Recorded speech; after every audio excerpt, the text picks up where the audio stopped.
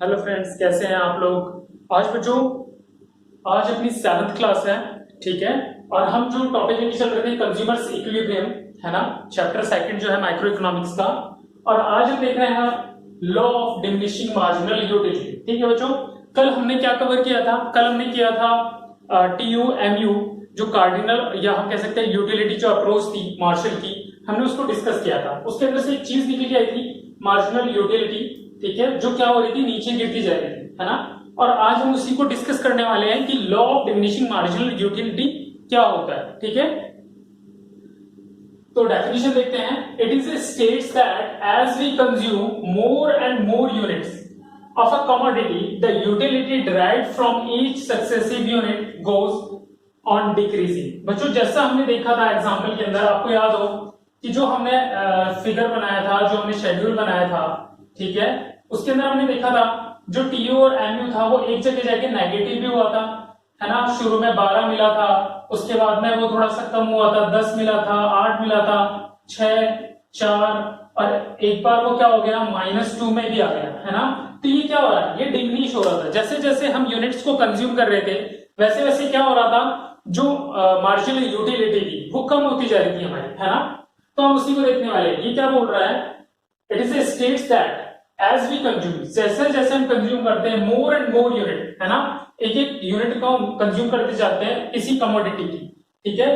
तो the utility drive, जो उससे यूटिलिटी मिलती है हमको, है ना, फ्रॉम ईच सक्सेसिव यूनिट, है ना, तो उससे क्या होता है, गोज ऑन डिक्रीजिंग। तो उससे जो यूटिलिटी होती है वो नीचे गिरती जाती है, ठीक है। जैसे पहले 10 हुई, फिर 8 हुई, 6 हुई, 4 हुई, और फिर वो नेगेटिव चली जाती है ना, ठीक है। नेक्स्ट क्या है, this law has universal applicability and apply to all goods and services. बच्चों, ये जो law of diminishing marginal utility है, बच्चों पहली चीज तो हमने देखा था कि इकोनॉमिक्स क्या होता है, कंज्यूमर का बिहेवियर होता है, और कंज्यूमर का बिहेवियर होल वर्ल्ड में एक जैसा ही रहेगा, है ना, ठीक है। इसीलिए ये जो लॉ है, ये जो लॉ है, law of diminishing marginal utility, ये कैसा है, यूनिवर्सल एप्लीकेबिलिटी रखता है अपने अंदर। कैसे रखता है, यूनिवर्सल, मतलब पूरे विश्व के अंदर हर जगह लगता है ना। And applies to all goods and services, हर गुड्स और सर्विसेज के ऊपर लगता है, ठीक है। अब समझ लेते हैं। देखो, यहाँ फॉन्ड ऑफ की बात नहीं कर रहे हैं, जो किसी चीज का आदी हो जाता है ना, हम आदत को नहीं लेके चल रहे हैं, हम किसको ले रहे हैं, रैशनल कंज्यूमर को, है ना। तो जब रैशनल कंज्यूमर को लेते हैं तो हम देखते हैं कि जब रैशनल कंज्यूमर को, जैसे आप कहीं शादी पार्टी में या किसी पार्टी में गए, है ना, और आपके सामने रखे हैं गुलाब जामुन, ठीक है, सबको पसंद होते हैं, ठीक है। गुलाब जामुन रखे हैं, आपने एक पीस खाया, बहुत सेटिस्फेक्शन, आपने दूसरा खाया, थोड़ा सा कम सेटिस्फेक्शन, तीसरा खाया, थोड़ा और कम।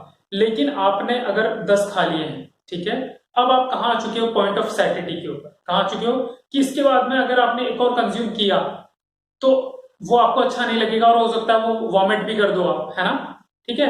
तो ये चीज क्या है, ये यही है कि हर जगह एप्लीकेबल है ना।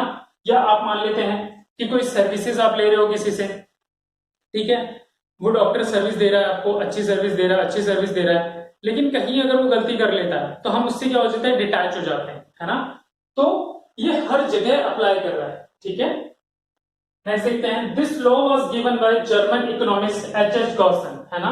ये जो लॉ था वो किसने दिया था, H.H. गॉसन। ये कहां से थे, जर्मन थे, जर्मन इकोनॉमिक्स थे, इन्होंने ये लॉ दिया था, जिनका नाम था H.H. गॉसन, है ना।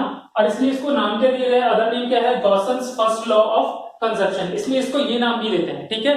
अगर कहीं गलती से आपके सामने ये ना लिखा हो कि law of diminishing marginal utility, और वहां ये आ जाए कि define Gossen's first law of consumption, तो आपको बच्चों कुछ नहीं, आपको यही समझाना है वहां पर, ठीक है, ठीक है। और इसके बाद अब जो देखने वाले हैं वो देखेंगे शेड्यूल इसका, ठीक है, इसके फीचर्स देखेंगे, अजम्पशंस देखेंगे, उनको समझेंगे कि law of diminishing marginal utility कैसे वर्क करता है, ठीक है। अब एक छोटा सा एग्जांपल ले लेते हैं कि law of diminishing marginal utility को और समझने के लिए, है ना। जैसा अभी हमने रसगुल्ले का लिया, अब एक ले लेते हैं कि जैसे कल चपाती वाला लिया था हमने, है ना, कि आप घर पहुंचे और आपको बहुत तेज भूख लग रही है, पहली रोटी आपने, पहली चपाती आपने खाई, बहुत संतुष्टि मिलती है ना, बहुत सेटिस्फेक्शन मिलता है। तो वहां आपकी जो मार्जिनल यूटिलिटी होती है वो सबसे पीक पे होती है ना, सबसे ऊंचाई पे होती है। इसके बाद आपने दूसरी रोटी कंज्यूम की, जो आपका मार्जिनल यूटिलिटी है ना, वो थोड़ा सा कम हो गया। इसके बाद आपने एक और रोटी कंज्यूम की, और आपका जो सेटिस्फेक्शन लेवल था और थोड़ा नीचे आ गया। मींस मार्जिनल यूटिलिटी और नीचे आ गई। ऐसा क्यों हो रहा है? क्योंकि आप जैसे जैसे उन चीज को कंज्यूम करते जाओगे, है ना, जैसे जैसे हम उस चीज को कंज्यूम करते जाएंगे हमारा सेटिस्फेक्शन बढ़, जो टोटल सेटिस्फेक्शन है वो तो बढ़ चुका है, लेकिन जो हमारा मार्जिनल सेटिस्फेक्शन है वो नीचे होता चला जाता है ना। इसलिए ये लॉ वर्क वहां कर रहा होता है, ये लॉ वहां वर्क कर रहा होता है कि law of diminishing marginal utility वहां वर्क कर रही होती है ना। या और जैसे जैसे आप और रोटियां कंज्यूम करोगे, जैसे थर्ड फोर्थ फिफ्थ, है ना, अब आप कौन से पॉइंट पे आ चुके हो?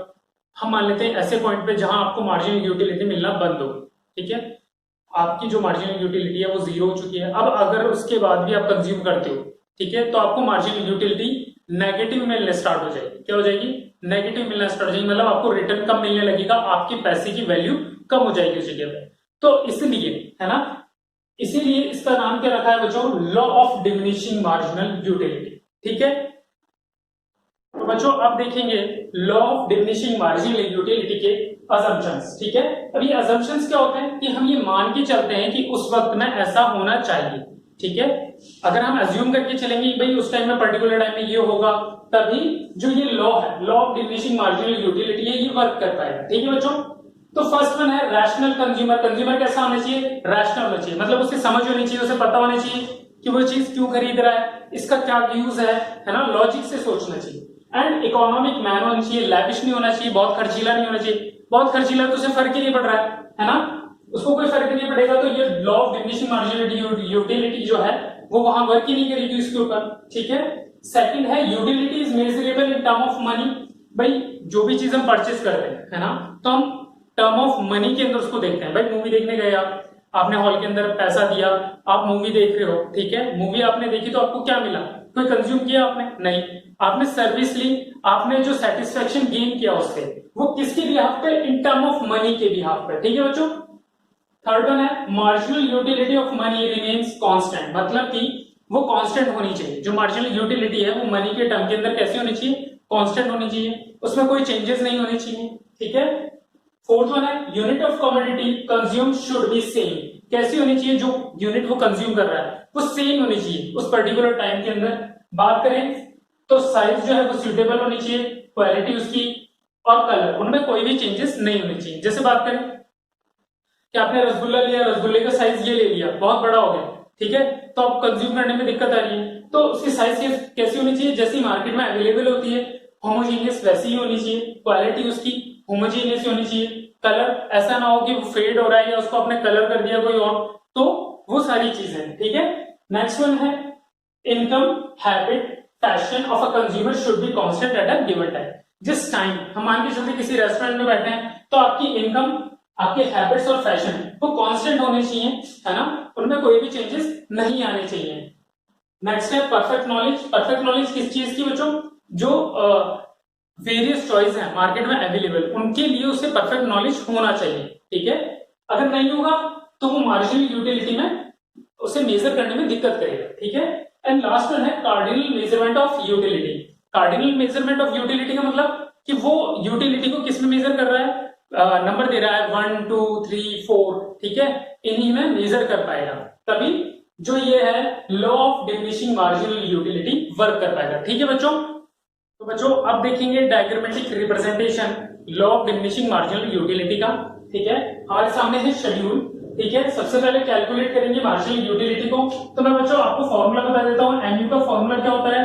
TU1 minus TU0। ठीक है, और यहाँ पे हमने कोई यूनिट कंज्यूम नहीं की है तो TU भी 0 है और MU क्या होगा? Not available. ठीक है, फर्स्ट यूनिट के ऊपर TU कितना है? 12। MU कितना होगा बच्चों?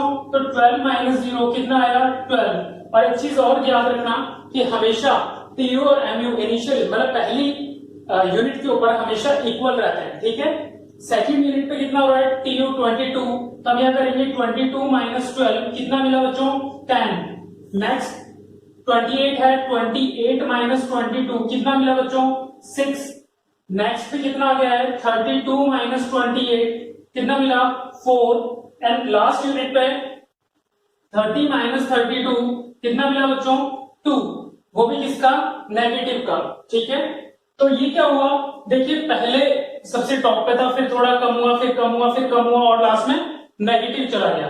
ठीक है, अब हम एक डायग्राम बना लेते हैं समझने के लिए एमयू का। ठीक है।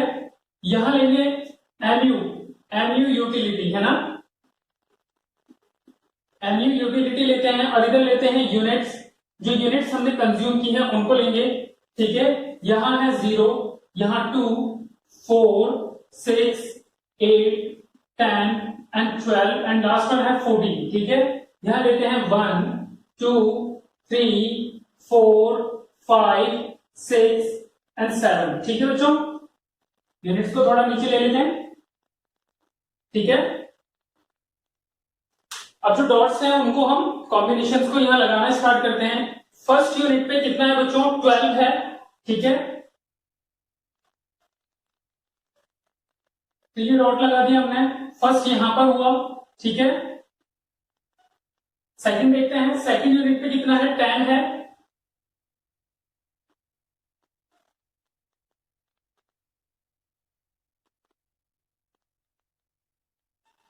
ठीक है बच्चों। तो थर्ड यूनिट पे कितना आ रहा है बच्चों, को देख लेते हैं। थर्ड यूनिट पे है 6, ठीक है। तो ये डॉट लगा दिया बच्चों। ये लाइनें इसलिए खींच रहे हैं ताकि जो पॉइंट्स हैं उनको पॉइंट आउट करने में दिक्कत ना आए, ठीक है। और नेक्स्ट देख लेते हैं, फोर्थ यूनिट पे कितना है हमारे पास, 4 यूनिट्स हैं, ठीक है। तो 4 यूनिट पे हमारे पास कितना है बच्चों, 4, ठीक है। एंड लास्ट में देख लेते हैं 5 के लिए, 5 के लिए कहां चला गया, माइनस में। तो हम नीचे लाइन खींचेंगे, यहां लिखेंगे -2, यहां लिखेंगे -4, ठीक है।